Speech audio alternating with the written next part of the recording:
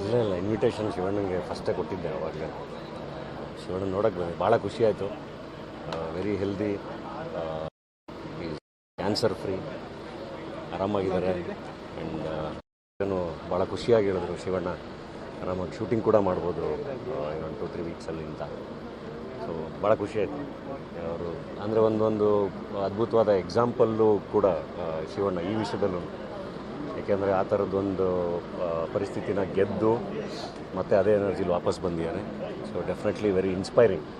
Even ಈ ಇಡೀ ಪ್ರೋಸೆಸ್ಸಲ್ಲೂ ನಾವು ನೋಡಿದಂಗೆ ಯಾವತ್ತೂ ಶಿವಣ್ಣ ಯಾರ ಮುಂದೆನೂ ಡೌನ್ ಆಗಲೇ ಇಲ್ಲ. ಖುಷಿಯಾಗೇ ಹೋದರು ಆ್ಯಂಡ್ ಖುಷಿಯಾಗಿ ಅಷ್ಟು ಸ್ಟ್ರಾಂಗ್ ಆಗಿ ವಾಪಸ್ ಬಂದಿದ್ದಾರೆ. ಸೊ ಎಲ್ಲರಿಗೂ ಭಾಳ ಖುಷಿಯಾಗಿದೆ.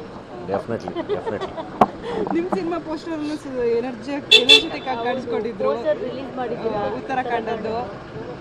ಅಷ್ಟೇ ಈಗ ನೋಡಿ, ಈಗ ಅವ್ರ ಜಾಗದಲ್ಲಿ ಬೇರೆ ಯಾರೇ ಇದ್ದಿದ್ರು ಮೋಸ್ಟ್ಲಿ ನಾವುಗಳಾಗಿದ್ದಿದ್ರು ಒಂದೊಂದು ಸ್ವಲ್ಪನಾದರೂ ಗಾಬರಿ ಆಗಿರ್ತಾ ಇದ್ವಿ, ಹೆದರ್ಕೊಂಡಿರ್ತಾ ಇದ್ವಿ.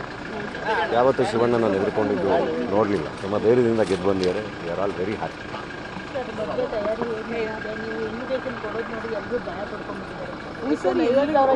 ಅದಕ್ಕೆ ಅಂತಲೇ ಸದ್ಯದಲ್ಲೇ ಪ್ರೆಸ್ ಮೀಟ್ ಮಾಡ್ತೀವಿ. ಯಾಕಂದರೆ ಅಭಿಮಾನಿಗಳನ್ನ ಇನ್ವೈಟ್ ಮಾಡಬೇಕು, ಅದ್ರದ್ದು ಪ್ಲ್ಯಾನ್ ಹೇಳಬೇಕು, ಎಲ್ಲದನ್ನು ಹೇಳಬೇಕು.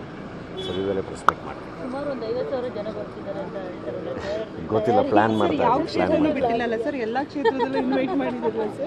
ಎಲ್ಲರನ್ನು ಕರಿಬೇಕಲ್ವ, ಎಲ್ಲರ ಆಶೀರ್ವಾದ ತುಂಬ ಇಂಪಾರ್ಟೆಂಟ್. ಅದಕ್ಕೆ ಅಂತಲೇ ಪ್ರೆಸ್ ಮೀಟ್ ಮಾಡ್ತೀನಿ, ಮಾತಾಡೋಣ. Thank you.